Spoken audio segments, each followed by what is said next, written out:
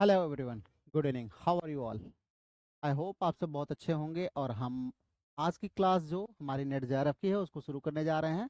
तो आप सभी लोग फटाफट आइए और क्लास को ज्वाइन करिए। थोड़ा सा क्लास में देरी थोड़ी सी हो गई लेकिन हम फिर से आ गए हैं आपकी क्लास लेकर के। तो फटाफट सब लोग आ जाइए, ठीक है। चलिए, आज की हम लोग क्लास जो शुरू करेंगे वो हमारी क्लास होगी variety of the early drama ना। अब हम लोग ड्रामा पर चल रहे हैं, एलिजाबेथन ड्रामा पर ना। तो फटाफट सभी लोग आ जाइए क्लास में। चलिए, कुछ हमारे स्टूडेंट्स आ भी रहे हैं। Rohit his here, good evening Rohit. Mohammad Faisal is also here, good evening everyone, good evening. I welcome you all in this class. You all are requested to join the class as fast as can.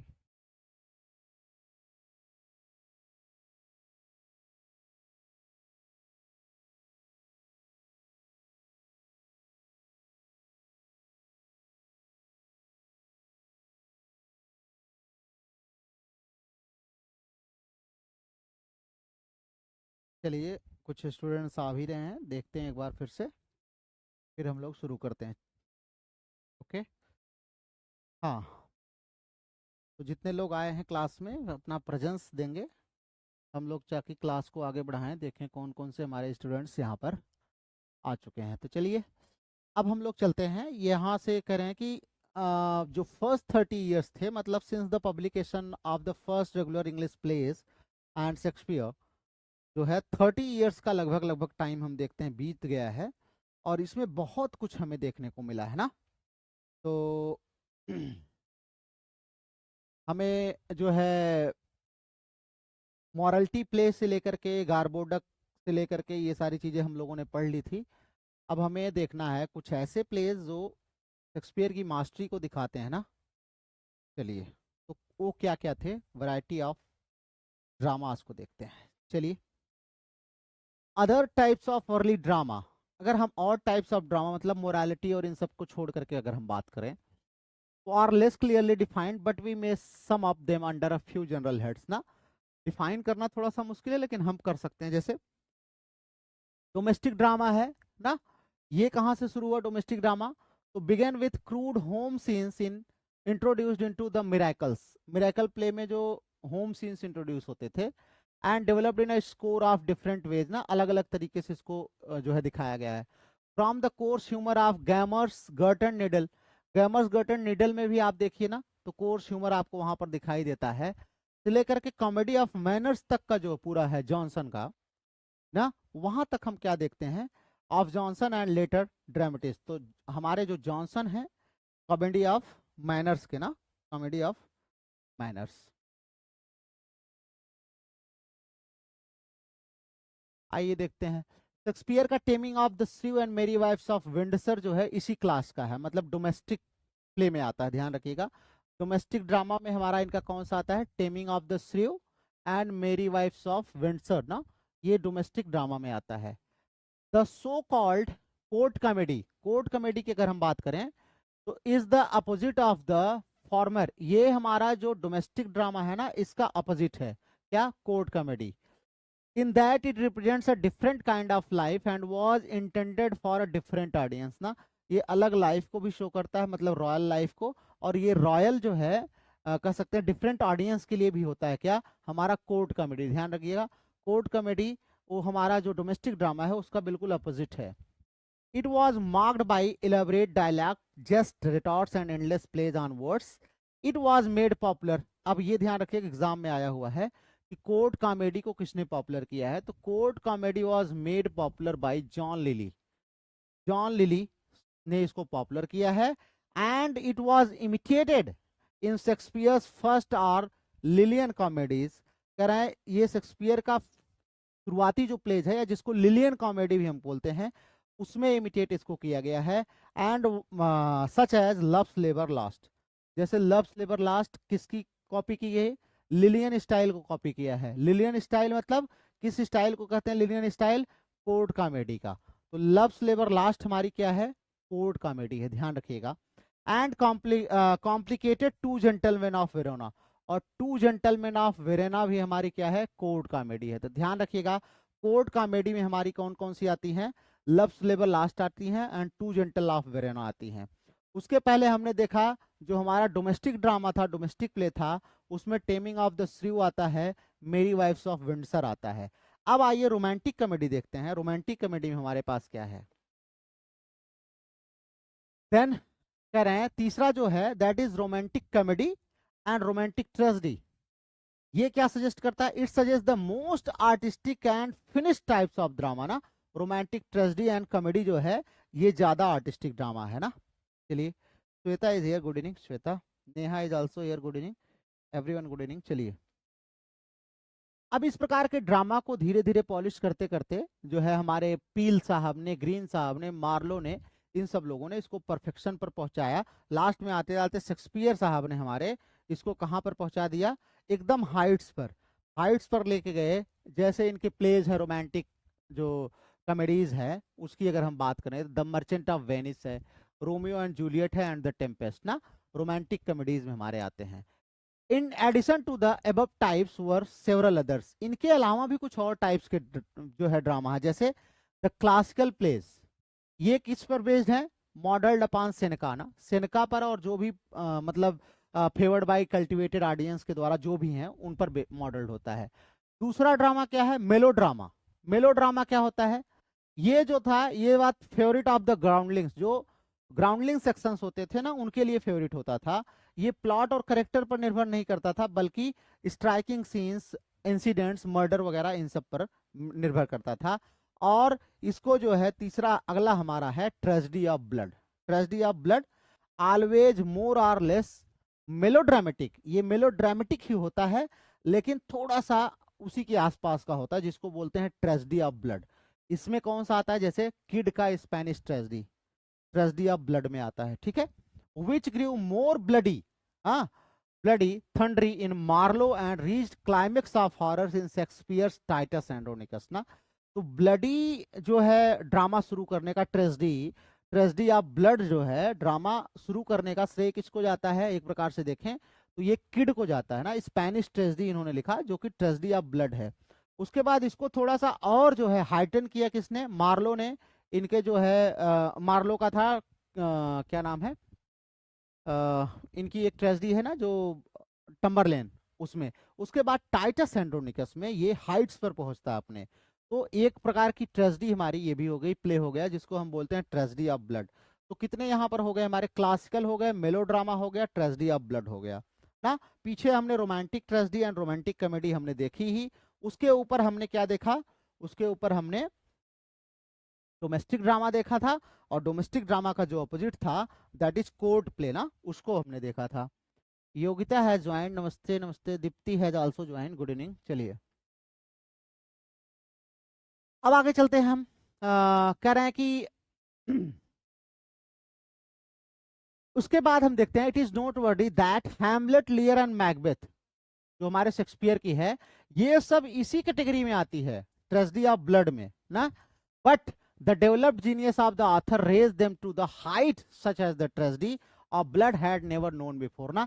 लेकिन ये tragedy of blood हैं, लेकिन ये Shakespeare की काबिलियत थी, उसको इतना अच्छा बना दिया कि हम इनको ट्रेजेडी ऑफ ब्लड की कैटेगरी में नहीं रखते हैं ना। ट्रेजेडी ऑफ ब्लड कहाँ होता है, जहां पर रिवेंज वगैरह होता है, मारकाट ये होता है, पूरा ब्लड सेड होता है पूरा ना, स्टेज पर पूरा ब्लड हमें दिखता है ना। तो इनमें भी ब्लड है, ऐसा नहीं है, मार लड़ाई होती है, हैमलेट, लियर, मैकबेथ सब में ब्लड है। लेकिन एट लीस्ट जो मास्टरी है हमारे शेक्सपियर की, वो ट्रेजेडी ऑफ ब्लड से इनको अलग बना देती है, वो उनको एक अलग हाइट्स पर लेके जाती है ना। दे आर प्योर ट्रेजेडीज ना। वो ट्रेजेडी की जो कहते हैं कि सबसे बेहतरीन जो ट्रेजेडी हो सकती हैं, वहां के लेवल पर उनको पहुंचाते हैं। अब ये तो बात रही कुछ हमारे ऐसे प्लेस की। अब आइए हम देखते हैं कुछ इनके शेक्सपियर साहब के हमारे जो प्लेज हैं उनके बारे में हम देख लेते हैं। तो पहला इनका है doggerel and bombast of our first play, जिसमें इन्होंने डॉगरेल का यूज किया है और बॉम्बास्टिक लैंग्वेज का यूज किया। कई बार ये एग्जाम में आया है कि किसमें इन्होंने डॉगरेल एंड बॉम्बास्टिक लैंग्वेज का बहुत यूज किया है। कौन हमारा पहला ऐसा प्ले है, आवर फर्स्ट प्ले, जिसमें डॉगरेल एंड बॉम्बास्टिक लैंग्वेज का यूज किया गया है? तो ध्यान रखिएगा, that is first play gives us the poetry of Romeo Juliet and midsummer night dream. कह रहे हैं इनकी लव्स लेबर लास्ट जो है ना, लव्स लेबर लास्ट, ये बॉम्बास्टिक स्टाइल के लिए जानी जाती है। कह रहे हैं ये वही राइटर हैं जो आगे चल के हमें कौन सी का प्ले देते हैं, वो हमें रोमियो एंड जूलियट जैसा प्ले देते हैं। मतलब इनकी लव्स लेबर लास्ट पढ़ेंगे तो फार्स है, बॉम्बास्टिक लैंग्वेज में लिखी गई है ना, आर्टिफिशियल लैंग्वेज एक प्रकार से कह सकते हैं। लेकिन बाद में आप रोमियो जूलियट पढ़िए, मिडसमर नाइट ड्रीम पढ़िए, तो आपको लगेगा कि क्या ये वही ड्रामेटिस्ट है जिसने लव्स लेबर लास्ट लिखा है। मतलब कितना परफेक्शन कर दिया इन्होंने ड्रामा में, ये शेक्सपियर की जीनियस को दिखाता है। मतलब समय के साथ शेक्सपियर अपने आप को परफेक्ट करते चले गए। शुरुआत के इनके प्लेस देखिए, ट्रेजेडी में भी अगर हम टाइटस एंड्रोनिकस देखें तो बिल्कुल बकवास ही है, लेकिन बाद की ट्रेजेडी आप देखिए तो शायद उससे अच्छा और कुछ है ही नहीं ना। तो ऐसे इनकी कॉमेडीज में था, शुरुआत में इनकी लव्स लेबर लास्ट वगैरह जो है ना, इनमें कोई भी क्वालिटी नहीं है, दे आर फार्सिकल। उनके ऊपर तो बहुत सारे चार्जेस भी लगते हैं ना लव्स लेबर लास्ट के ऊपर ना, ऑब्सीनिटी का भी चार्ज लगा था उस समय शेक्सपियर के ऊपर। ठीक है, चलिए now moving forward, one who reads a few of Shakespeare's great place. हमारे लॉन्ग साहब कह रहे हैं कि अगर शेक्सपियर के कुछ ग्रेट प्लेस को अगर किसी ने पढ़ा है और शेक्सपियर की स्टोरी जो लाइफ की है अगर उसको पढ़ा है, तो कहते हैं कि आप ये जान लीजिए कि बहुत ये क्लियर है कि आपके अंदर ये कंफ्यूजन होगा कि क्या एक कंट्री बॉय, मतलब एक गांव का लड़का, एक country boy, poor and poorly educated, देखिए क्या लैंग्वेज है, कह रहे हैं कंट्री बॉय था, पुअर था और पुअरली एजुकेटेड, मतलब पढ़ा लिखा भी नहीं था, according to the standards of his age, उसके स्टैंडर्ड्स, एज के स्टैंडर्ड के हिसाब से पढ़ा लिखा भी नहीं था। जहां मार्लो वगैरह मास्टर्स किए हुए थे, वो 4 तक पढ़े थे। Who arrives at the great city of London, वो लंदन के महान शहर में आता है, and goes to work at odd jobs in the theatre, और थिएटर में ऑड जॉब करता ना, स्टेबल कीपर का काम किया था इन्होंने। In a year or two he is associated with scholars and dramatist, 1-2 साल में वो स्कॉलर्स और ड्रामेटिस्ट के साथ एसोसिएट हो जाता है। The masters of their age, जो उस समय के मास्टर थे, writing plays of kings and clowns, kings और क्लाउन्स के प्लेज लिखता है, of gentlemen and heroes and noble women, gentlemen, heroes, noble women के प्ले लिखता है। All whose lives he seems to know by intimate association, जिनसे जिनसे मिला सबके कैरेक्टर को इसने अपने प्ले में दिखाया है। तो ये जब आप सुनते हैं ना तो आपको विश्वास नहीं होता, नोबडी विल बिलीव, कोई इस पर विश्वास नहीं करेगा कि कंट्री बॉय इतना पुअरली एजुकेटेड इंसान जो है 1-2 सालों में कितना तेजी से ग्रो करता है। तो सच वाज द जीनियस ऑफ, हमारे क्या नाम था उनका, विलियम शेक्सपियर ना। चलिए ये तो फिलहाल इसको छोड़ दीजिए, इनकी तारीफ तो हम लोग जितनी करेंगे पूरी बुक खत्म हो जाएगी, लेकिन इनकी तारीफ नहीं खत्म होगी। फिलहाल उससे हमें मतलब नहीं है, उन्होंने कैसे किया, क्या किया, ये सब तो बहुत दूर की बात है। बस हमें ये पढ़ना है कि उन्होंने क्या क्या किया है ना, उनके अंदर से आया कि बाहर से आया, चोरी किया, बहुत सारी थीरीज है ना कि बहुत सारे लोगों का ये भी कहना, क्रिटिक्स कि मार्लो के ही सारे प्ले थे, इन्होंने मार्लो की डेथ के बाद शायद हो सकता है इन्होंने जो है उसको चोरी कर लिया हो, चोरी मतलब बताया ना हो किसी से।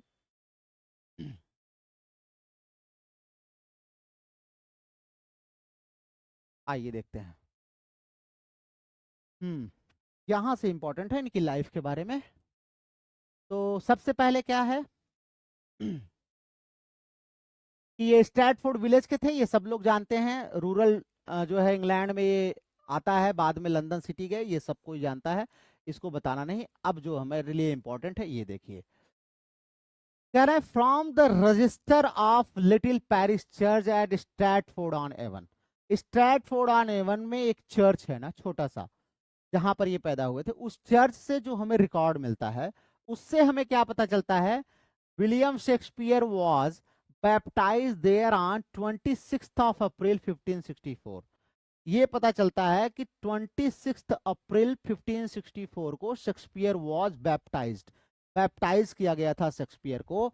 और जैसा कि आप लोग सभी जानते हैं, as it was customary to baptise children on the 3rd day after birth, birth के 3 दिन के बाद बच्चे को क्या करना होता है, बैप्टाइज करना जरूरी होता है, जो नामकरण संस्कार वगैरह होता है।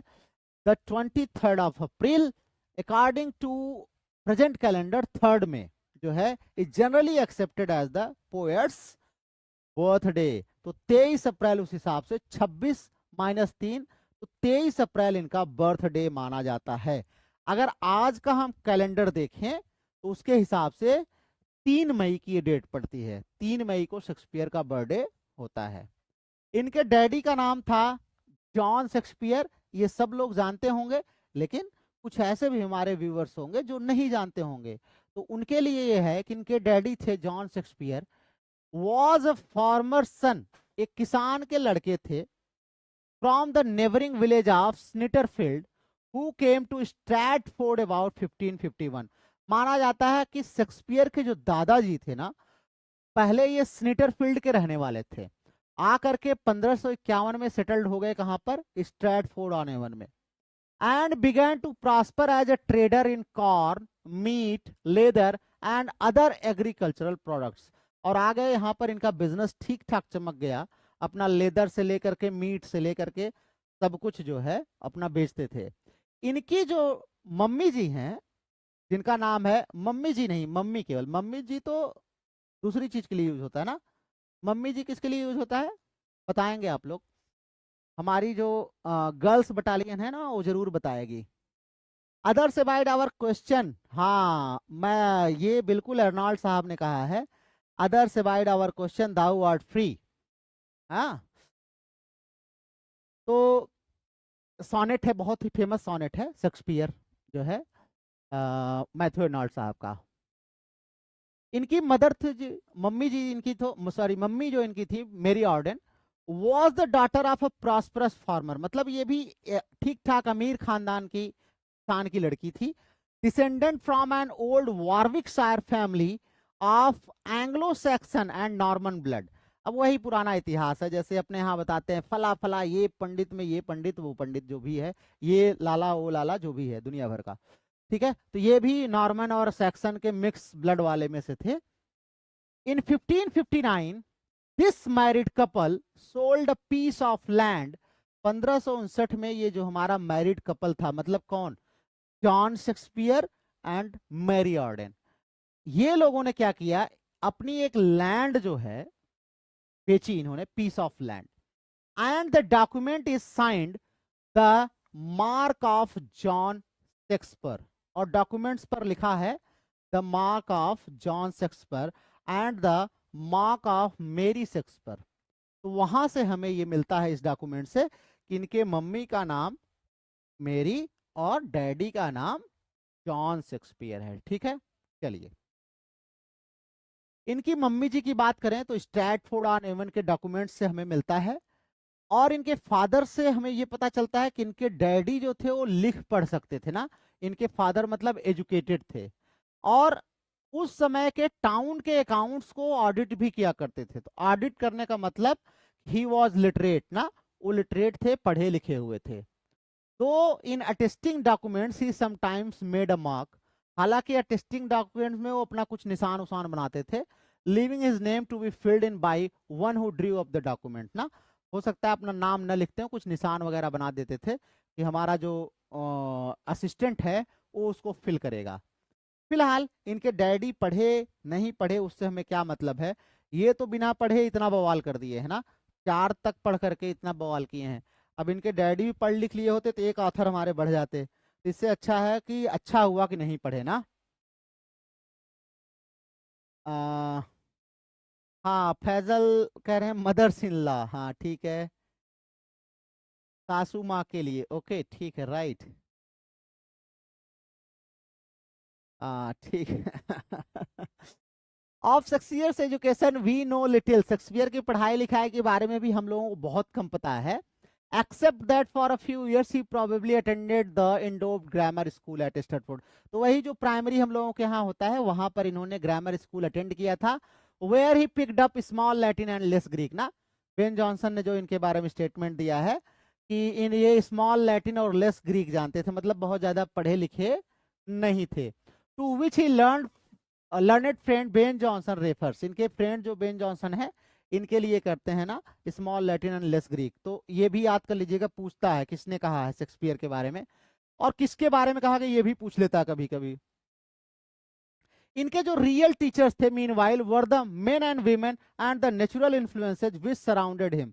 तो भैया ये जान लीजिए, जो महान बन जाता है ऐसे ही होता है। मैं बताऊं, अभी कोई आईएएस बन जाता है ना, तो 14-14 घंटे पढ़ करके मेहनत कर करके आईएएस बना होगा, फिर क्या कहेगा, नहीं नहीं मैंने तो सिर्फ 4-5 घंटे पढ़े, ध्यान से मैंने देखा, मन से पढ़ो, 4 घंटे पढ़ो। मैं कहता हूँ नहीं भैया, 4 घंटे पढ़ने से कुछ नहीं होना है। कम से कम आपको अगर नेट जेआरएफ जैसे एग्जाम निकालने हैं, टीजीटी पीजीटी, तो 7 से 8 घंटे आपको पढ़ाई 1 साल चाहिए, इससे कम नहीं चाहिए ना।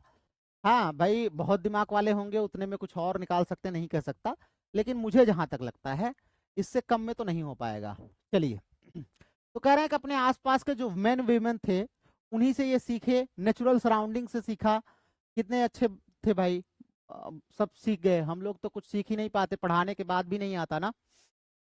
यही जो है near eight hand were the forest of Ardern, इनके घर के आसपास ही फॉरेस्ट ऑफ आर्डन था, जिसका जिक्र हमें इनके एज यू लाइक इट में भी मिलता है ना। द ओल्ड कासल ऑफ वारविक, और वारविक का जो महल था वो भी वहीं था, and Kenilworth and the old Roman camps and military roads, उधर आसपास ओल्ड रोमन कैंप्स था, मिलिट्री रोड्स भी था।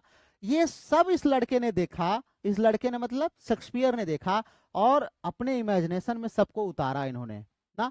तो चलिए फिलहाल जो है, अब भाई इतने सफल हैं तो हमें तो ये कहना ही पड़ेगा कि सब कुछ था इनके पास।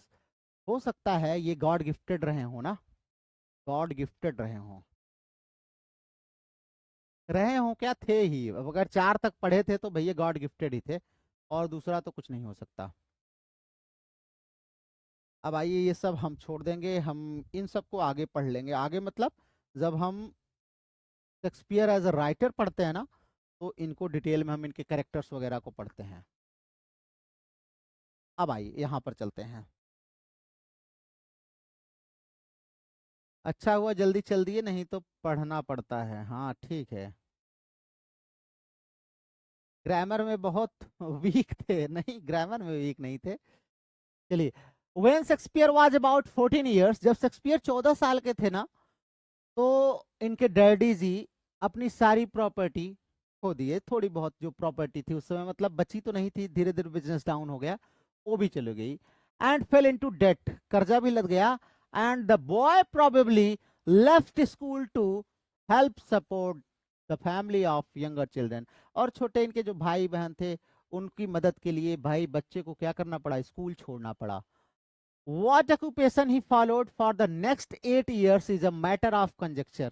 ये तो बात केवल गेस लगाते हैं लोग कि अगले 8 साल तक इन्होंने क्या किया, ये केवल लोग गेस लगाते हैं। कुछ लोग कहते हैं किसी स्कूल में टीचिंग करी।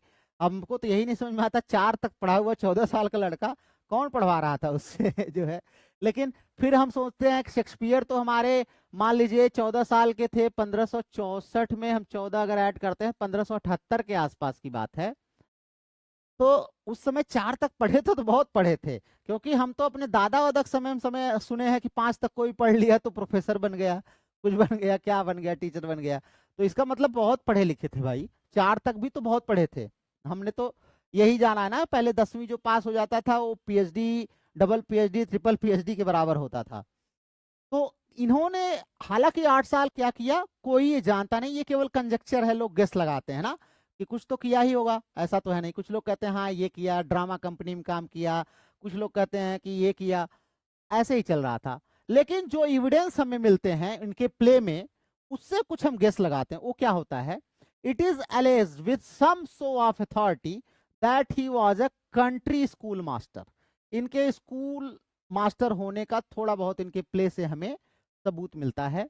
एंड अ लॉयर्स क्लर्क, और ये भी मिलता है लॉयर के क्लर्क थे। अब भैया ये भी सोचिए, लॉयर का क्लर्क मतलब बड़ी बात है। The character of Holofernes, love's labour lost में ना, अभी मैं आपको बता रहा जो इनकी फोर्स है ना, उसमें होलो फर्नेस का जो करेक्टर है वो स्कूल मास्टर ही तो है। Being the warrant for one, school master है वो, तो ये बताता है कि शायद वो स्कूल मास्टर थे। And Shakespeare's knowledge of law terms for the other, और शेक्सपियर ऐसे ऐसे लॉ के टर्म्स यूज करते थे ना, तो इससे लगता था कि ये लायर्स क्लर्क थे। जैसे इनका मर्चेंट ऑफ वेनिस में आप देखिए तो कितने नियम कानून की बात करते हैं वहां पर ना, तो लॉ टर्म्स काफी ये यूज करते थे। तो वहां से एविडेंस ये मिलता है कि शायद ये लॉयर्स क्लर्क भी थे। But if we take such evidence then Shakespeare must have been a botanist. लेकिन अगर हम ऐसे एविडेंस लेने लगे तो शेक्सपियर ने फूल पत्ती वगैरह सब इतना दिखाया है कि वो बॉटनिस्ट भी हो सकते हैं ना, क्योंकि उनका जो है फ्लावर्स, वाइल्ड फ्लावर्स, इन सब के बारे में इतनी जानकारी है, तो बॉटनिस्ट भी हो सकते हैं। और यही नहीं, सेलर भी हो सकते हैं, एक नाविक भी हो सकते हैं, क्योंकि इतनी समुद्री यात्राओं और इन सब में शिपरेक वगैरह के बारे में इन्होंने लिखा है ना। कोर्टियर भी हो सकते हैं, क्योंकि इतना युद्ध उद्ध लड़ाया है हिस्ट्री प्लेज में, तो वो भी हो सकते हैं। सैनिक भी हो सकते हैं, क्लाउन भी हो सकते हैं, तो क्या क्या नहीं हो सकते शेक्सपियर। तो ये भी हमें लगता है कि शायद ये हाइपोथेसिस ही है कि शेक्सपियर टीचर थे और क्लर्क्स मैन थे। लेकिन फिलहाल छोड़ दीजिए, जाने दीजिए, इससे क्या मतलब है हमें। जो भी थे हमारे अपने शेक्सपियर हैं, ग्रेट शेक्सपियर हैं, हम लोग पढ़ेंगे और इनको याद करेंगे ना, ताकि ये नाराज ना हो। इन 1582, अब भैया इनके जीवन में भी वो दिन आ गया जब ये मैरिड किए किससे, एन हैथवे से। तो मात्र कितने साल के थे, 18 साल के ना, 18 साल के थे। आज के युग में करते तो कंप्लेन हो जाती कि किसके नहीं हुए हैं, इनको, इनकी शादी इनवैलिड है। लेकिन फिलहाल 18 साल के थे, तब मैरिज का नियम 13 साल में था ना, 13 साल में होती थी शादी, तो ठीक ही किए। आजकल 21 5 26 समझ लो। Was married to Anne Hathaway, इनकी जो पत्नी है ना, इनकी जो पत्नी है, ध्यान रखना, पत्नी वो है एन हैथवे। तो नाम याद कर लेना, बहुत सारे स्टूडेंट्स को नाम याद नहीं रहता, याद कर लेना, ठीक है। The daughter of a peasant family of Shottery who was 8 years older, ध्यान रखना, शेक्सपियर से मात्र 8 साल बड़ी थी, 26 years की थी जब इनकी शादी हुई ना। यहाँ पर क्या मतलब, पहले लैंग्वेज देखिए हमारे लॉन्ग साहब की, 8 years older देन हर बॉय हस्बैंड ना, बॉय ही तो था 18 साल का, अब उसका हस्बैंड बन गया। From numerous sarcastic references to marriage made by the characters in his plays, and from the fact that he soon left his wife and family and went to London, is generally alleged that the marriage was a hasty and unhappy one. इनके pledge में female character marriage life पर बहुत सारी commentaries हैं, बहुत सारे characters पर commentaries हैं। इससे ये लगता है कि ये लंदन चले भी गए छोड़ करके, शायद इनकी मैरिज सफल नहीं थी, हैप्पी नहीं थी। लेकिन फिर वही, here again the evidence is entirely untrustworthy. अब ये एविडेंस भी अनट्रस्टवर्दी है, क्योंकि शेक्सपियर ने तो बहुत अच्छी अच्छी महिलाओं का भी दिखाया है, अच्छी मैरिजेस का भी दिखाया है, तो है कि नहीं है कोई नहीं कह सकता। लेकिन ये कंजेक्चर्स किए जाते हैं कि भाई हाँ, शेक्सपियर की मैरिड लाइफ शायद अच्छी नहीं रही होगी, क्योंकि उसके पीछे बहुत सारे गेसेस बताते हैं कि when he was married to Anne Hathaway, Anne Hathaway was pregnant at that time. ऐसा भी लोग मानते हैं, she bore a child after just 6 months of their marriage, marriage के 6 महीने बाद ही इनको बच्चा हुआ। तो ये सारी दुनिया भर की थ्योरीज हैं, फिलहाल जानते रहिए, इनसे क्वेश्चन नहीं आने वाला है ना, क्योंकि इनका कोई हमें प्रमाण नहीं मिलता, एविडेंस नहीं मिलता ना, इसलिए इनसे क्वेश्चन नहीं आते हैं। लेकिन आपको जानना चाहिए, क्योंकि महान शेक्सपियर हैं, शेक्सपियर द ग्रेट, उनको आप नहीं जानेंगे तो काफी मुश्किल होगी। चलिए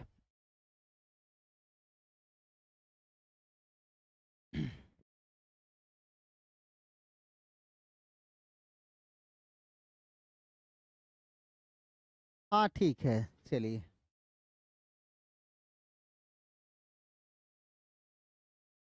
प्रियंका चोपड़ा, निक जोन्स पर ध्यान है रोहित का काफी।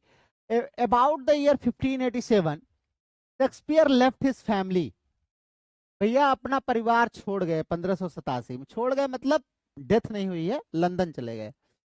And went to London and joined himself to Burbage company. ध्यान रखना, कई बार ये क्वेश्चन आया है कि लंदन पहुंचने के बाद उन्होंने क्या किया, तो बर्बेज कंपनी को ज्वाइन किया ना, वो जो बर्बेज थिएटर था उसको ज्वाइन कर लिया।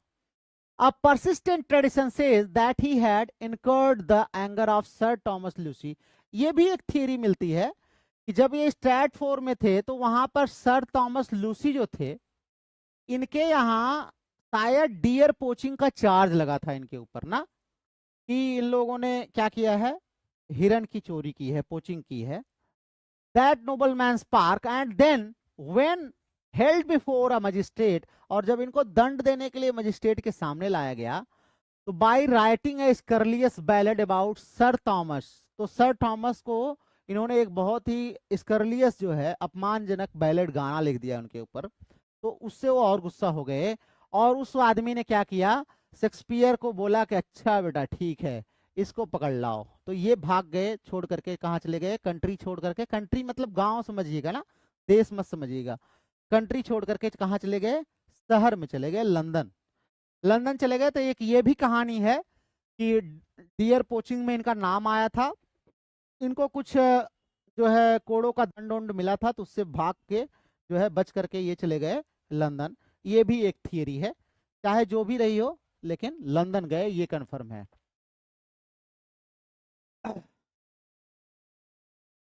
हाँ, लेकिन ये है कि हमें एक ओल्ड रिकॉर्ड से मिलता है, पता चलता है कि poet was much given to the all unluckiness in stealing venison and rabbits ना।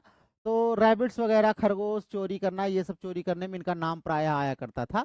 The unluckiness probably consisting in getting caught himself ना, चोरी करते थे और पकड़े जाते थे, ये अनलकी थे। And not in any lack of luck in catching the rabbits ना, रैबिट्स तो पकड़ लेते थे लेकिन ये पकड़ा जाते थे बेचारे। चलिए आइए, इनका ये जो है ना लूसी फैमिली वाली जो कहानी है, ये हमें कहां पर मिलती है, ध्यान रखिएगा, बहुत फेमस है, एक बार एग्जाम में भी आया है कि the ridicule heaped upon the Lucy, ये जो वही थॉमस लूसी हैं जिन्होंने इनको कोड़े वाला दंड दिया था ना, इनका बहुत मजाक उड़ाया है। कहां पर, इन हेनरी फोर्थ में, हेनरी फोर्थ में लूसी फैमिली का बहुत मजाक उड़ाया है। And merry wives of Windsor give some weight to this tradition, यहां पर भी इनका मजाक उड़ाया है। तो ये अंडरलाइन कर लेना, बहुत इंपॉर्टेंट है ना। लूसी पर्सी का जो मजाक है वो कहां पर उड़ाया इन्होंने, हेनरी फोर्थ और मेरी वाइफ्स ऑफ विंडसर, तो ये ध्यान रखेंगे, ठीक है। हमारे जो निकोलस रोव साहब थे, who publish the first life of Shakespeare, Shakespeare की पहली लाइफ पब्लिश करने वाले यही थे, निकोलस रोव, हमारे 1709 कितना था जो है, is the authority for this story, उन्होंने इस स्टोरी का वर्णन किया है। But there is some reason to doubt whether at the time when Shakespeare is said to have posed in the deer park of Sir Thomas Lucy at Charles Scott, there were any deer or park at the place referred to। अब बहुत सारे लोग question ये करते हैं कि Nicholas row ने ये बता तो दिया, लेकिन डाउट ये है कि क्या जिस समय ये आरोप लगता है कि शेक्सपियर ने थॉमस लूसी के पार्क से चोरी किया था डियर, क्या उस समय कोई पार्क था भी, वहां डियर रहते भी थे कि नहीं। अब इस समय है, आज से 150 साल बाद लगभग, तो इस पर भी लोगों को बहुत डाउट है। लेकिन जो कुछ भी हो, अच्छा हुआ शेक्सपियर लंदन गए और वहां से इनकी लाइफ पूरी बदल गई, ठीक है। आइए देखते हैं,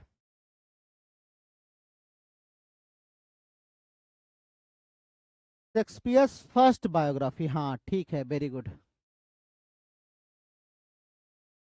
जिसने वाइफ को छोड़ा है वही आगे, नहीं ऐसी बात नहीं है।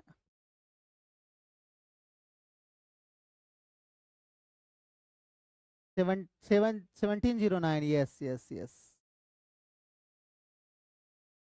हाँ ठीक है।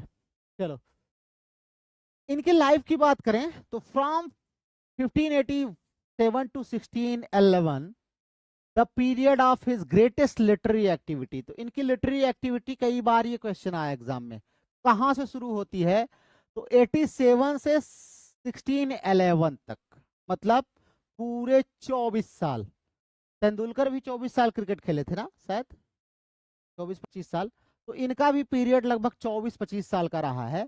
वी नो नथिंग डेफिनेटली, हालांकि हमें बहुत डेफिनेटली कुछ नहीं पता है, लेकिन इतना हम जज करते हैं कि इनके जो प्लेस थे, इन सब से जो एविडेंस मिलता है, इससे हमें ये पता चलता है कि शेक्सपियर महोदय जो थे, ये अपने वारविकशायर में जब रहते थे तो वहां पर ये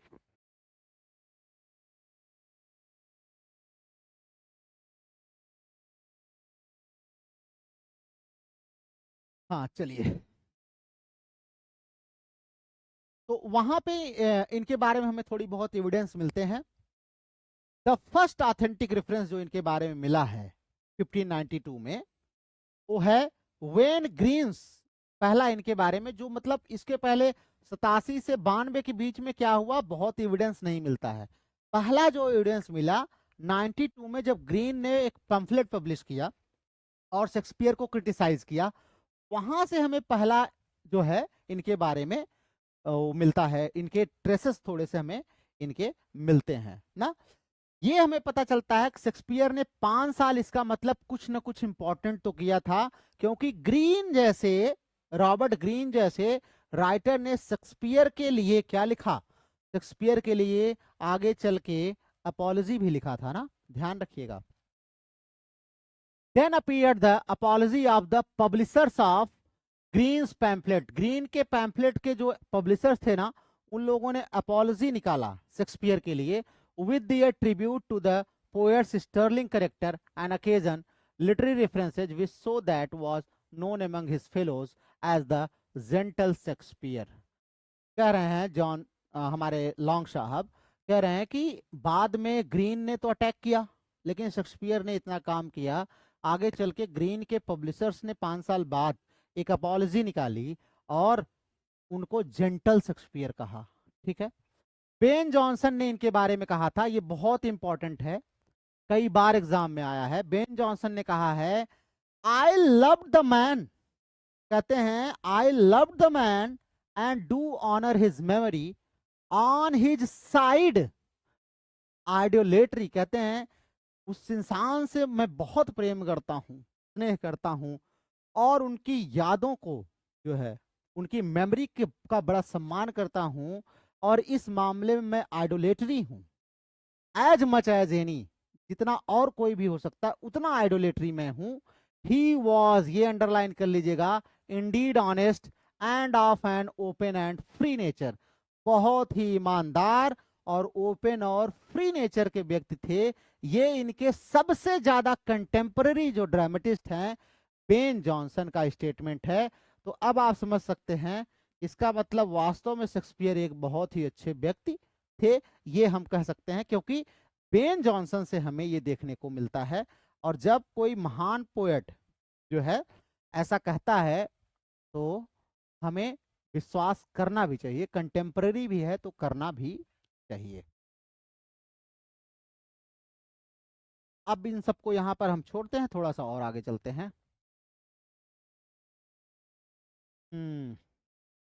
वैसे भी हमारे शेक्सपियर साहब जो है ना, इनकी पॉपुलैरिटी की क्या बात की जाए। अब ये सब छोड़ दीजिए, यहाँ पे हमें लगता है इनके प्लेस के बारे में, हाँ यहाँ से आइए चलते हैं। तो शुरुआत में इनकी जो पोम्स के बारे में बात करें, तो ड्रामेटिक वर्ड्स से ज्यादा फेमस शुरुआत में इनकी पोम हुई थी, जिसमें वेनस एंड एडोनिस, ध्यान रखिएगा, बहुत पॉपुलर हुई थी लंदन में। ठीक है, and its dedication to the Earl of Southampton brought according to tradition a substantial money gift ना। अर्ल ऑफ सथम्पटन को भाई डेडिकेट किया था, तो कहीं ना कहीं उनको खूब सारा पैसा वैसा मिला था, और माना जाता है यहीं से शेक्सपियर का बिजनेस, बिजनेस ही था, प्ले राइटिंग और पब्लिशिंग ये बिजनेस ही होता है, इनका बिजनेस चल पड़ा। He appears to have shrewdly invested his money. ये अच्छा, ये भी एक बार क्वेश्चन आया था कि शेक्सपियर जो है वो बहुत अच्छी ट्रेडिंग भी किया करते थे, आजकल जो ट्रेडिंग होती है, इन्होंने अपनी मनी को बहुत बेहतरीन तरीके से इन्वेस्टेड किया, and soon became part owner of the globe and black fire theatre. और उसी पैसे से जल्दी ही ग्लोब और ब्लैक फायर थिएटर के क्या बन गए, शेयर बन गए ना, शेयर होल्डर बन गए, in which his plays were presented by his own companies. अब इनकी अपनी कंपनीज ही इसमें प्ले इनका परफॉर्म करने लगी। ठीक है, अपना थिएटर में पार्टनरशिप इन्होंने कर लिया। उसके बाद ऐसा नहीं था कि वहीं पर रुक गए भैया, आगे ये बढ़ते गए, और बढ़ते बढ़ते 1599 में इन्होंने अपना खुद का थिएटर बनाया, द ग्लोब थिएटर। आइए चलते हैं। इनके एक्सपेरिमेंटल वर्क की बात करते हैं तो 3 इनके प्लेज जो आते हैं कुछ सक्सेशन में, जैसे midsummer night dream, merchant of Venice, as you like it, twelfth night, Julius Caesar, Hamlet, Macbeth, Othello, King Lear, Antony Cleopatra ना, ये सब एक्सपेरिमेंटल प्ले के कैटेगरी में आते हैं। इनकी जो 4 ग्रेट ट्रेजेडीज हैं यही इनको सबसे ज्यादा महान बनाती हैं ना। 4 ग्रेट ट्रेजेडीज आप सब लोग जानते होंगे, बहुत उसके बारे में हम लोग डिस्कस नहीं करेंगे।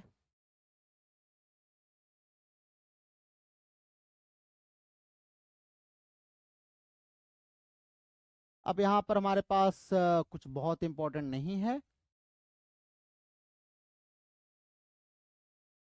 हाँ,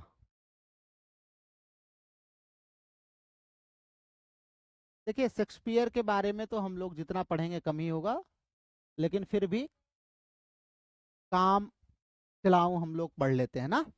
ओके, यहाँ पर हमारे कुछ दीपक कुमार सर, आप विलियम जे लॉन्ग पूरा पढ़ाएंगे क्या? हाँ, विलियम जे लॉन्ग हमारा पूरा चल रहा है बेटा, लाइन वाइज लाइन चल रहा है। दीपक कुमार जी, आप कहाँ से हैं, किस चीज की तैयारी कर रहे हैं?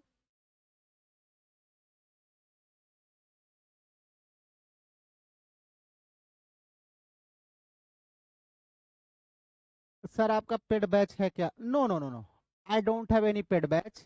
हमारा कोई पेड बैच नहीं है, एवरीथिंग इज फ्री, सब कुछ फ्री है बेटा। जितना पढ़ाऊंगा यहीं पढ़ाऊंगा, कोई पेड बैच, कोई कोचिंग, कुछ भी नहीं। सब कुछ आपको मिलेगा। आपको 2 चीजों की, केवल 2 चीज आप मुझे देंगे, एक अपना टाइम और एक अपना धैर्य, और पढ़ते रहेंगे सफल होंगे।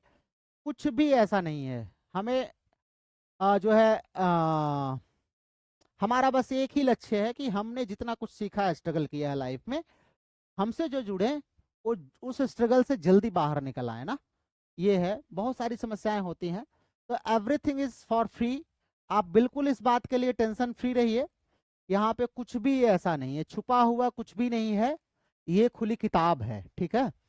तो यहाँ पे फिलहाल विलियम जे लॉन्ग की किताब खुली हुई है, हम लोग इसको पढ़ते हैं, ठीक है। शेक्सपियर के वर्क्स की बात करते हैं बच्चों, शेक्सपियर के वर्क्स की बात करते हैं। योगिता जी कह रहे हैं you are really hard working sir, thank you very much. आपने रिकॉग्नाइज किया मेरे हार्ड वर्क को, that's you know really a matter of pride for me कि हाँ हमारे बच्चे हमको रिकॉग्नाइज कर रहे हैं। कोई बात नहीं है, आप लोग ही जो है मुझे क्या करेंगे, मुझे पॉपुलर बनाएंगे, लोगों तक पहुंचाएंगे, बहुत सारे लोगों तक, तो धीरे धीरे पहुंच जाएंगे। कोई जानेगा कि हाँ यहाँ पर कोई है जो सब कुछ फ्री में देता है। कुछ भी हमारे यहाँ, हमारे नाम से भी अगर मैं आपको बता दूं, कोई कुछ कहे कभी, हालांकि ऐसा होगा तो मुझे पता ही चल जाएगा, लेकिन कोई कुछ कहे तो आपको किसी डाउट में नहीं आना है। एवरीथिंग इज फॉर फ्री, और यहीं पर आपको मिलेगा और कहीं नहीं मिलेगा, ठीक है, ये ध्यान रखना। क्योंकि भाई आप आज तो, आज का समय है, ऑनलाइन है, आप हमें देख पा रहे हैं, पढ़ पा रहे हैं। हमने तो वो समय देखे हैं जहाँ पे 50 रुपए कोचिंग फीस देने की होती थी, लेकिन वो भी लोगों के पास नहीं होते थे। मतलब मैं भी उसमें हूँ, ऐसा नहीं है, नहीं होते थे ना, लेकिन जो है जिसके अंदर था वो कैसे न कैसे करके पढ़ा, आगे बढ़ा है। तो मैं ये चाहता हूँ केवल हमारे बच्चे हमको 2 चीज अगर देंगे, तो आई एम श्योर, अपना टाइम और पेशेंस। तो मुझे ये पक्का उम्मीद है कि अगर आप लगे रहेंगे तो यहाँ से बहुत सारे बच्चे आने वाले समय में, आने वाले 2 3 4 सालों में बहुत सारे बच्चे निकलना शुरू होंगे। ये मैं कह सकता हूं अपने अनुभव से ना। तो उसमें सबसे ज्यादा जरूरत हमें आपकी होगी ना। 10% मेरा होगा, 90% आपका होगा। नाम मेरा भी होगा, नाम आपका भी होगा, ठीक है। चलिए सर, आप डेली क्लास लेते हैं क्या? आज मेरे यूट्यूब पे आपका वीडियो आ गया है और बहुत अच्छा लगा सर, आप मुझे पहले मिले होते। कोई बात नहीं बेटा, थैंक यू वेरी मच। जो है डेली क्लासेस चलती हैं, in case of some emergency जो है कभी बंद हो गई तो बंद हो गई। मोस्टली और भी ग्रामर की हमारी क्लासेस हैं, और हमारे जो है मास्टर्स की भी क्लासेस हम अलग से चलाते हैं, साथ साथ में एमसीक्यू सीरीज भी हमारी चल रही है। तो आप चैनल पे हमारा जो है बैनर देख लीजिए, उसमें टाइम टेबल वगैरह लिखा हुआ है, उसके अकॉर्डिंगली आप क्लास ले सकते हैं, आप अपनी तैयारी कर सकते हैं ना। कोशिश मैं पूरी करूंगा कि हम अपने बच्चों को बेहतर से बेहतरीन चीजें दे सकें। फिलहाल लेट्स बिगिन विद, चलते हैं हम लोग शेक्सपियर के वर्क पर चल लेते हैं ना। बात करने के लिए हम लोग कभी फिर बात कर लेंगे, किसी दिन केवल बात करने का सेशन रखेंगे आप लोगों के साथ ना, तो आप लोगों के भी एक्सपीरियंसेस पूछेंगे लाइफ के, और अपने एक्सपीरियंसेस भी आपको बताएंगे कि कैसे लाइफ में स्ट्रगल होता है, फिर हम कैसे आगे बढ़ते हैं। और जब आप लाइफ में किसी एक मुकाम पर पहुंचिए तो इतना जरूर कोशिश करिए कि जो आपने सफर किया है, आपकी आने वाली जनरेशन वो सफर न करे, ऐसा कुछ करने का प्रयास करिए।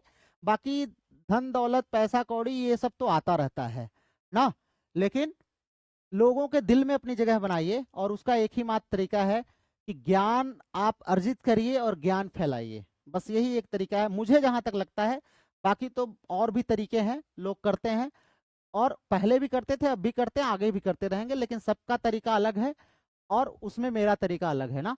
मैं तो बस यही कोशिश करता हूं कि जो कुछ भी मुझे आए मैं अपने स्टूडेंट्स तक पहुंचा सकूं।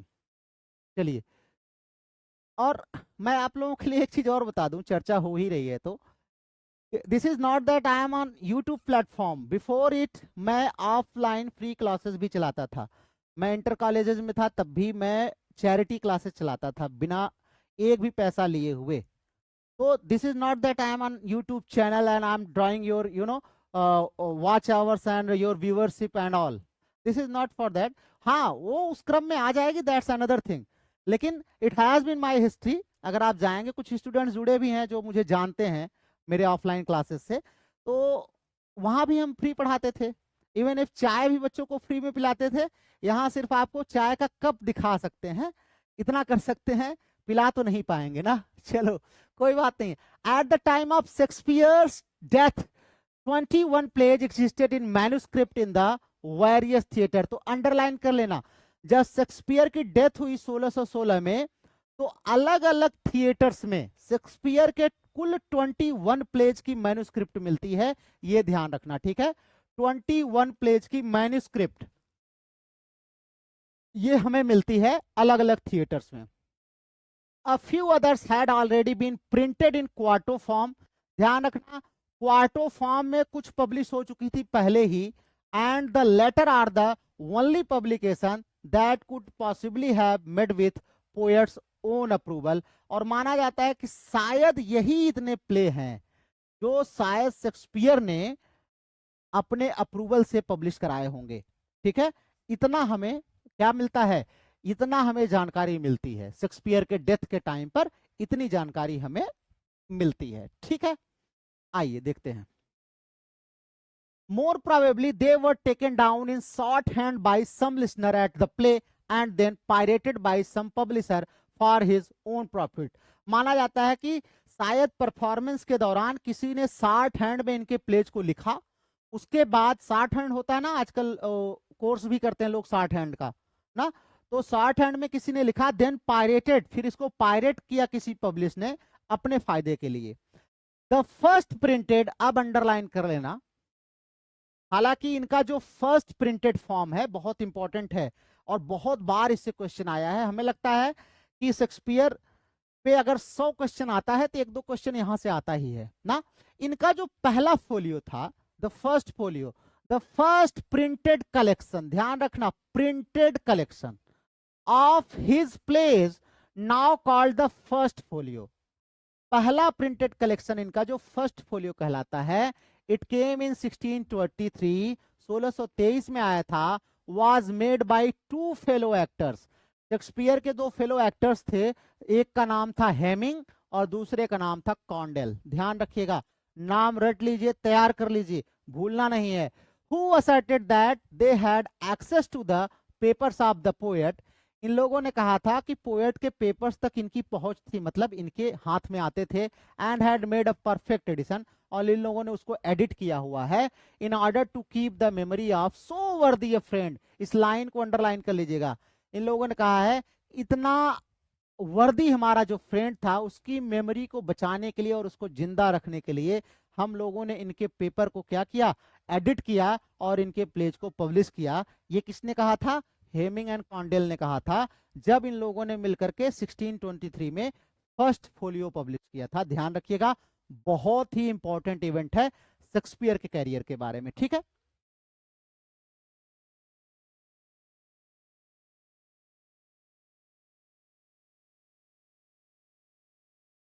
दीपक इज सेइंग रात भर पढ़ाई करते हैं सर जगह जगह के। अच्छा ठीक है, थैंक यू रोहित। मैं कल डब्ल्यू जिलांग की बुक ले लूंगा सर और हाईलाइट करके पढ़ूंगा क्लास में। बिल्कुल, बहुत अच्छे, आप ले लीजिए, बिल्कुल परेशान न होइए।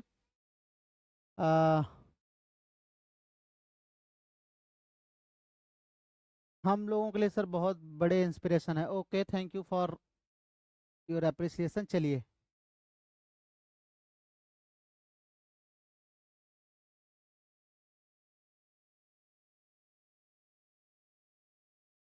बहुत बढ़िया सर, आपसे लोगों को इंस्पिरेशन लेनी चाहिए, मैंने तो ले ली। रियली सच ए ट्रू टीचर। चलिए ठीक है, thank you very much. Imagination type नहीं लग रहा है दीपक।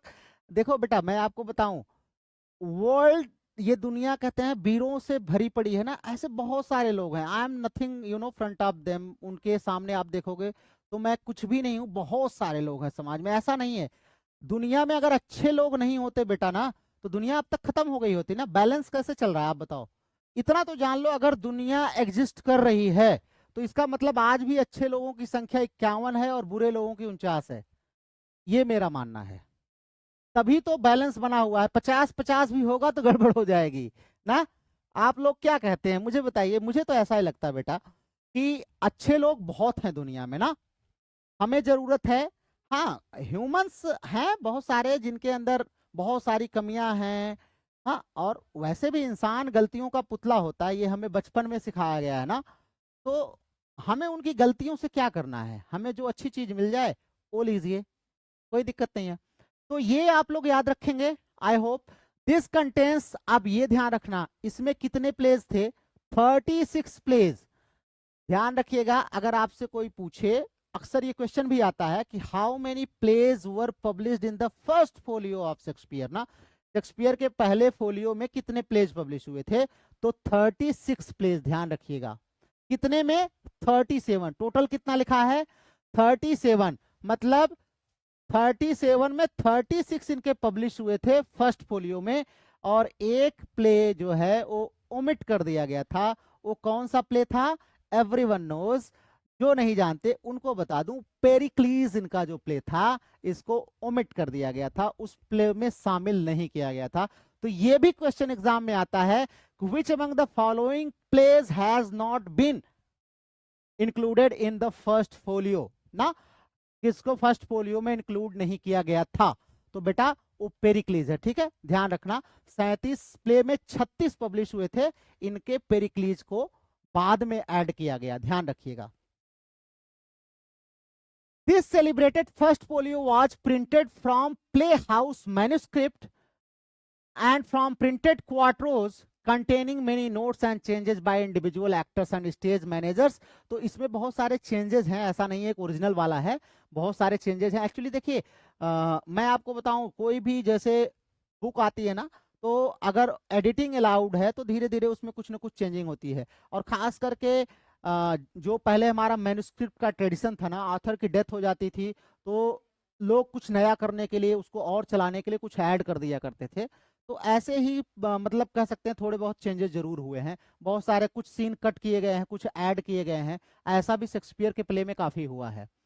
मोर ओवर, फिलहाल जो भी हो, it was full of typographical errors. Typographical errors तो होगा ही भाई, स्वाभाविक सी बात है। दो द एडिटर्स अले great care and accuracy, and so though it is the only authoritative edition we have, it is of little value in determining the dates or the classification। ध्यान रखिएगा, हमें ये तो पता चलता है, लेकिन शेक्सपियर के बुक्स की जो है डेट्स और उनका क्लासिफिकेशन जो है वो आज भी डाउटफुल है। ध्यान रखिएगा, आज भी डाउटफुल है। केवल शेक्सपियर के माइंड में जैसा था वैसा हमें लगता है कोई दे नहीं पाया है। मतलब इनकी डेट्स एग्जैक्टली कहीं नहीं मिलती। इसीलिए कोई अगर अच्छा टीचर आपका पेपर सेट करेगा तो मैं ये चैलेंज के साथ कह सकता हूं, शेक्सपियर के प्लेज के पब्लिकेशन डेट से क्वेश्चन जल्दी देगा ही नहीं वो। क्यों? क्योंकि एक भी डेट फिक्स नहीं है, ध्यान रखिएगा, इस पे बहुत विवाद होते हैं। इसलिए मैं नॉर्मली ये एक्सपेक्ट करता हूँ टीचर से, ऐसे क्वेश्चन नहीं देने चाहिए जहां से बच्चों को कंफ्यूजन हो, क्योंकि अभी आप बहुत सारी बुक्स देखेंगे ना, अलग अलग डेट आपको मिलेगी। अच्छा, इसमें भी एक होता है ना, एक होता है रिटन डेट, एक होता है परफॉर्म डेट, एक होता है प्रिंटेड डेट ना, तो अलग अलग डेट्स भी होती हैं ना। चलिए,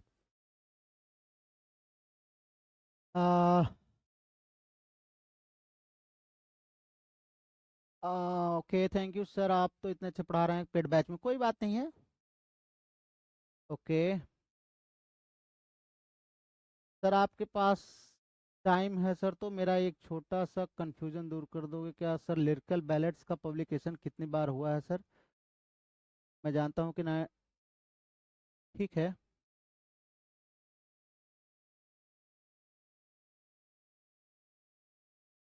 1805, हाँ ठीक है, हाँ तो 4 बार हुआ है, ठीक है, कोई दिक्कत नहीं है।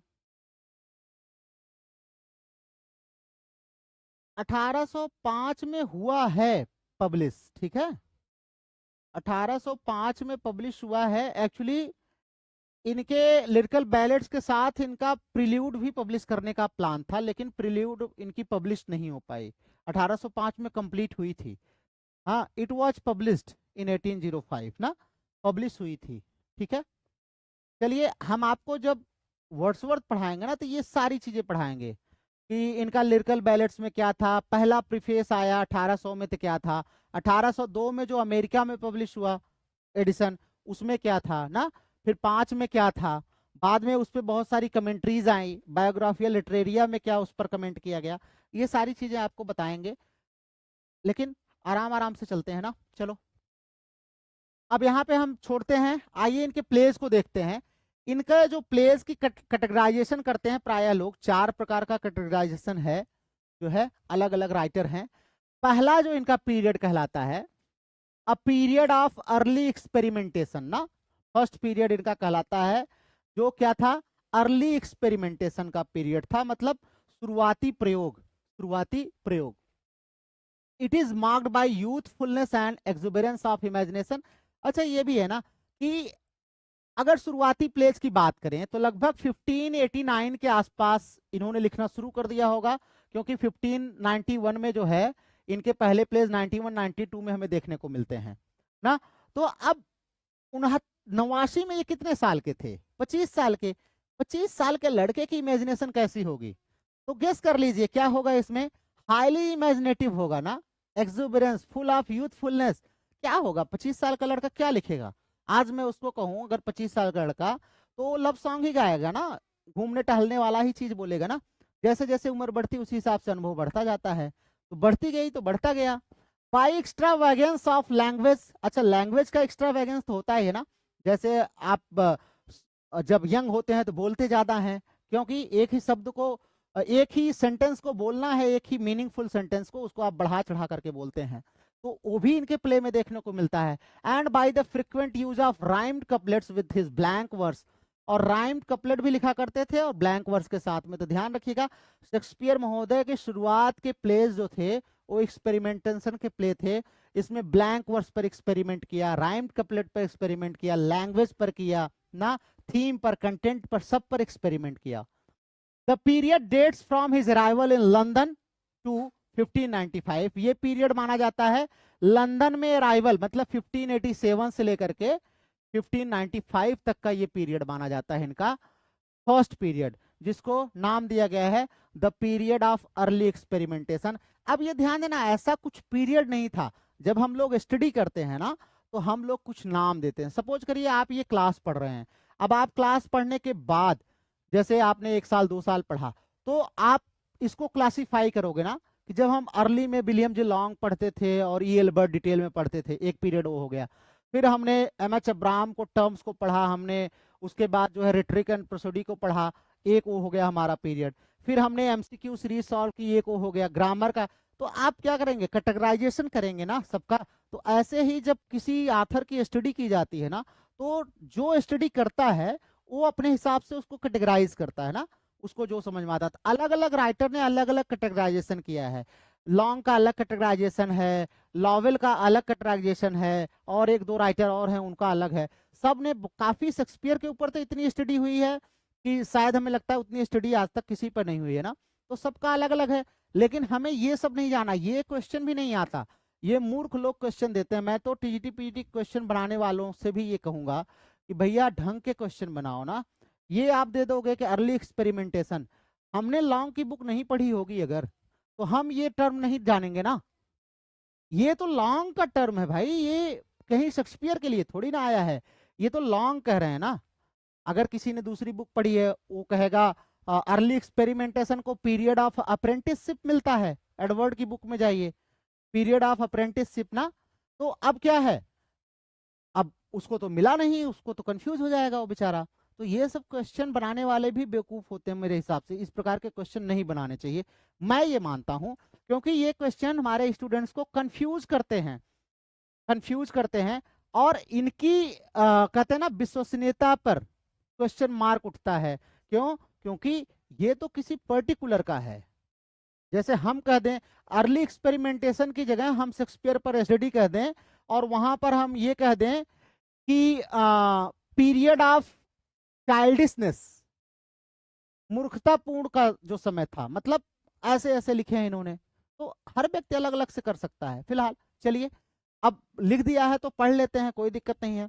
इसीलिए हिस्ट्री में हमेशा सजेस्ट करता हूं कि हमारे खास करके जो टीजीटी पीजीटी के स्टूडेंट्स हैं उनको मैं सजेस्ट करता हूं विलियम जुलांग और ई एल्बर्ट, दो बुक तो जरूर पढ़ो, बाकी और भी अगर कुछ पढ़ सकते हो ठीक है। तो ई एल्बर्ट हमारा पहले ही खत्म हो चुका है, उसको आप जाइए और वीडियोज आपको मिलेगा, आप वहां से पढ़ सकते हैं उसको, ठीक है। नेट जेआरएफ के प्लेलिस्ट में आपको मिल जाएगा। चलिए अब देखते हैं बेटा इसमें क्या क्या हमारे प्लेज आए हैं ना।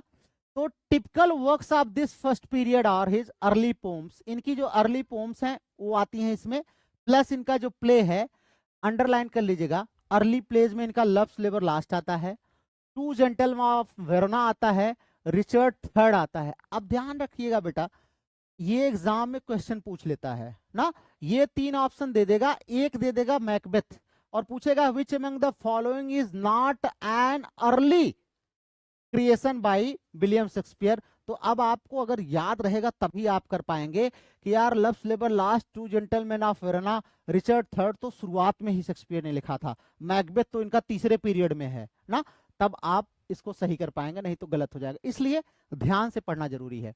A period of rapid growth, दूसरा हमारा क्या है, period of rapid growth and development है, जो कहां से चला है 95 टू 1600, 1595 से 1600 तक माना जाता है। इसमें कौन कौन से प्लेज आए, द मर्चेंट ऑफ वेनिस, सबने पढ़ा होगा, सबने तो नहीं कह सकता, पहले यूपी बोर्ड के जो है इंटर में ये प्ले पढ़ाया जाता था, मर्चेंट ऑफ वेनिस, हम लोगों के समय में जूलियस सीजर पढ़ाया जाता था। उसके बाद मिडसमर नाइट ड्रीम आ जाएगा आपका इसी में, एज यू लाइक इट आ जाएगा ना, as you like it, and Henry fourth, Henry fourth भी 95 में आई थी, 96 में, all written in this period ना, सब इसी पीरियड में लिखी गई हैं। थोड़ा सा केयरफुल आर्टिस्टिक हुआ, मतलब अब उम्र बढ़ रही है, करते करते आदमी सीखता भी है ना, जैसे अभी आप पढ़ रहे हैं, आप लॉन्ग पढ़ेंगे, थोड़ा सा एक बार पढ़ेंगे, दो बार पढ़ेंगे, धीरे धीरे आप सीखेंगे ना और चीजें। ऐसे ही शेक्सपियर लिखते लिखते सीख रहे थे, तो इस बार थोड़ा सा ज्यादा बेहतर प्ले इनके देखने को मिलते हैं। अब ज्यादा बेटर प्लॉट्स है, ज्यादा नॉलेज इनकी बढ़ गई है, ह्यूमन नेचर को अच्छे से प्रेजेंट किया है, ये सारी चीजें हमें देखने को मिलती हैं। तीसरा इनका पीरियड है जो कहा जाता है a period of gloom and depression. अब ग्लूम एंड डिप्रेशन क्यों था, 1596 में माना जाता है इनका एकमात्र जो बेटा था हैमलेट, उसकी डेथ हो गई, 1596 ही शायद डेट है, डेट आप लोग थोड़ा सा कंफर्म कर लिया करिए क्योंकि हो सकता है दिमाग ही है तो थोड़ा बहुत इधर उधर हो जाए। 1596 में इनका इकलौता एकमात्र पुत्र हैमलेट जिसका नाम था उसकी डेथ हुई।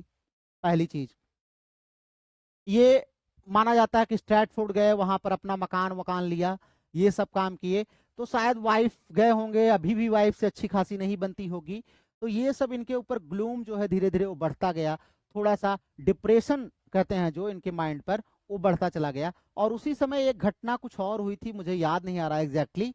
इनकी जो पैटर्न थे ना, उनका भी शायद बिहेडेशन हो गया था, ऐसा कुछ हुआ था। मैं याद कर लूंगा तो बता दूंगा आपको। तो 1600 से 1607 का जो पीरियड था, ये इनके रचनाओं में भी, प्लेज में देखने को मिलता है ना। अब इनके प्लेज ज्यादा ट्रेजिकल हैं, ट्रेजेडी खूब लिखी इन्होंने इस समय, तो सैडनेस से भरे हुए हैं। इसमें क्या था, What caused this evident sadness is unknown, but it is generally attributed to some personal experience. माना जाता है कि ये सैडनेस क्यों थी, कंफर्म नहीं है, लेकिन कुछ पर्सनल था। जैसे coupled with the political misfortunes of his friends Essex and Southampton. हाँ, अर्ल ऑफ सथम्पटन और एसेक्स के साथ काफी हो हल्ला हो गया था, तो ये पैटर्न थे, पैसा वैसा देते थे, तो भाई टेंशन तो हो ही जाती है, थोड़ा सा डिप्रेशन आदमी आ ही जाता है। लेकिन इनके साथ जो सबसे अच्छा हुआ इस पीरियड में, इनके सोनेट्स लिखे गए, इनके सारे सोनेट्स लिखे गए, the sonnets with their note of personal disappointment.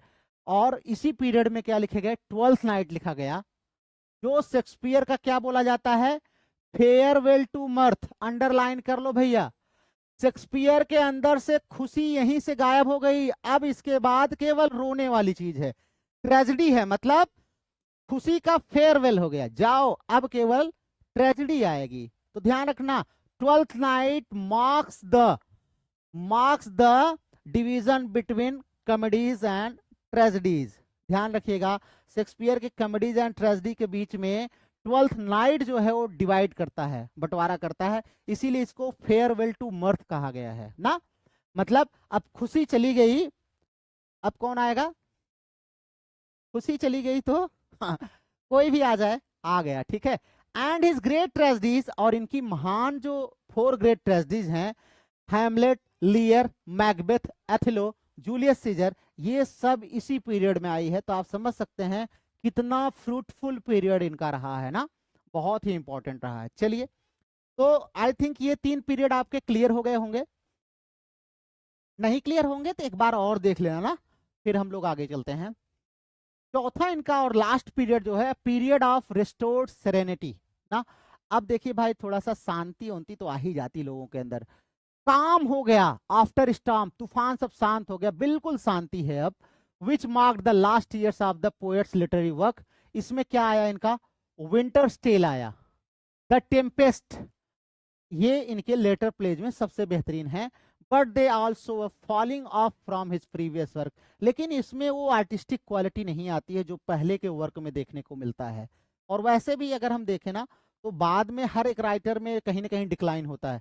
हम लोग जो है वर्ड्सवर्थ को पढ़ते हैं तो हम देखते हैं 1814 से उनके भी अंदर डिक्लाइन शुरू हो जाता है ना, उतनी क्वालिटी की पोएट्री नहीं मिलती है, तो इनका भी डिक्लाइन थोड़ा सा शुरू हो गया है, ये ध्यान रखिएगा। हालांकि इन्होंने तो बहुत जल्दी बंद भी कर दिया, इन्होंने कहा भैया मैं ज्यादा, लगता है इनको आभास हो गया था मैं ज्यादा दिन जिंदा रहने वाला नहीं हूं, तो इसलिए इन्होंने पहले से ही लिखना उखना बंद कर दिया था ना। चलो, अब यहाँ पर एक डिवीजन इन्होंने किया है, मैं केवल प्लेज को आपको बता देता हूँ, उसके बाद आज की क्लास हम लोग एंड करेंगे। हमें लगता है हाँ 1 घंटे हो भी गया लगभग हम लोगों को ना। हाँ ठीक है, मर्चेंट ऑफ वेनिस, अच्छा आप लोगों ने पढ़ी है मर्चेंट ऑफ वेनिस, ठीक है। हाँ, डाउडेन ने इनका कैटेगराइजेशन किया था, ठीक है, अच्छी बात है, ओके। दीपक कुमारी सिंह सर, आप अपना कांटेक्ट नंबर प्लीज लिख दीजिए सर, हम लोग परेशान नहीं करेंगे।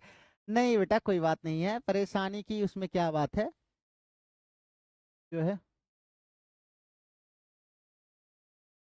हम्म, हाँ ठीक है, पहले तो सब लोग जो मतलब हमें लगता है 30 प्लस होंगे इस समय, वो लगभग जूलियस सीजर पढ़े होंगे, और जो 20 से 30 के बीच में होंगे वो मर्चेंट ऑफ वेनिस पढ़े होंगे, और जो 20 से नीचे हैं वो ये सब हट गया है, अब तो शायद रह ही नहीं गया है, क्या कुछ और होगा जो भी हो ना। चलो, फर्स्ट पीरियड में इनके, तो देखो इनकी 2 नरेटिव पोएम्स हैं, ध्यान रख लेना, Venus and Adonis and rape of Lucrece ना, ये ध्यान रखना, इनकी 2 नरेटिव पोएम्स हैं। टाइटस एंड्रोनिकस इनका पहला माना जाता है ट्रेजेडी, उसके बाद हेनरी 6 इनकी 3 पार्ट में आई है, हेनरी 6 पार्ट 1, पार्ट 2, पार्ट 3। ये 1991 के आसपास लिखी गई है। लव्स लेबर लास्ट 1590 में मानी जाती है। Comedy of errors, two gentleman of Verona 9192। Then Richard third and Richard second, King John, इतने प्लेज इनके आए हैं, ध्यान रखिएगा ना। तो ये पहले पीरियड में इतने प्लेज हैं। तो कितने हो गए प्लेज की अगर हम बात करें? टाइटस एंड्रोनिकस 1, हेनरी 6 3 पार्ट में, तो 3 1 4। Love's labour lost 5, comedy of errors 6, gentlemen of Verona 7, Richard third 8, Richard second 9, King John 10। 10 plays इन्होंने पहले अपने पीरियड में लिखा है। हालांकि किंग जॉन हमें मिलता नहीं है, लास्ट प्ले में आता है ये, ठीक है। मतलब इनके कुछ प्ले जो खो गए हैं ना, उसमें इसका नाम लिया जाता है किंग जॉन का। दूसरा पीरियड हमारा है जिसमें Romeo and Juliet, midsummer night's dream 95 में, merchant of Venice, Henry fourth first part 96 में, Henry fourth second part, merry wives of Windsor 97 में, मच अडू अबाउट नथिंग 1598 में, एज यू लाइक इट और हेनरी फिफ्थ 1599 में। तो कितने play हो गए? Romeo Juliet 1, midsummer night dream 2, merchant of Venice 3, Henry fourth part 1 4, Henry fourth part 2 5, merry wives of Windsor 6, much ado about nothing 7, as you like it 8 और Henry fifth 9। तो पहले में 10 और दूसरे में 9, तो 10 9 19 हो गए, जिसमें किंग जॉन को अगर हम छोड़ दें तो 18 हो गए, ठीक है। थर्ड पीरियड में देख लेते हैं। थर्ड पीरियड में तो सोनेट्स इनका लिखा गया, आपको बता ही दिया मैंने। प्लेज में Twelfth Night, Taming of the Shrew, Julius Caesar, Hamlet, Troilus and Cressida, All's Well That Ends Well, Measure for Measure, Othello, King Lear, Macbeth, Antony Cleopatra and Timon of Athens. तो कितने plays हो गए count करते हैं। Twelfth Night 1, Taming of the Shrew 2, Julius Caesar 3, Hamlet 4, Cressida 5, went 6, Measure for Measure 7, Othello 8, King Lear 9, Macbeth 10, Antony Cleopatra 11, टीमन of Athens 12। तो हमारा हो गया 12 ना। तो 10 9 और 12, तो कितने हो गए? 31 हो गए। और लास्ट में इनका जो है उसमें हमारा Coriolanus, Pericles, Cymbeline, Winter's Tale, The Tempest, Henry 8। तो 1 2 3 4 5 और 6, तो यहां पर हमने 6 कर दिया। तो 12 6 18 9 27 10 37 प्लेज ये इनके यहाँ पर हमें देखने को मिलते हैं। 37 प्लेज ना, तो ध्यान रखिएगा इनके टोटल 37 प्लेज का ये कलेक्शन है। अब हम लोग कल इनके सोर्सेस के बारे में बात करेंगे ना, कि इन्होंने अपने हिस्ट्री कहाँ से लिए हैं, अपनी कॉमेडीज कहाँ से लिए हैं ना, इन सब सोर्सेस के बारे में हम कल देखेंगे और इसके आगे बढ़ेंगे। तो चलिए आप सब लोगों को, चलिए मैं ओके ठीक है, मैं आपको कल, अच्छा कल पढ़ाते हैं। योगिता कह रही है कल पढ़ाइए, कल पढ़ा देते हैं, कोई बात नहीं है। नंबर मैं आपको अपना दे दे रहा हूं, आप लोग ले लीजिए।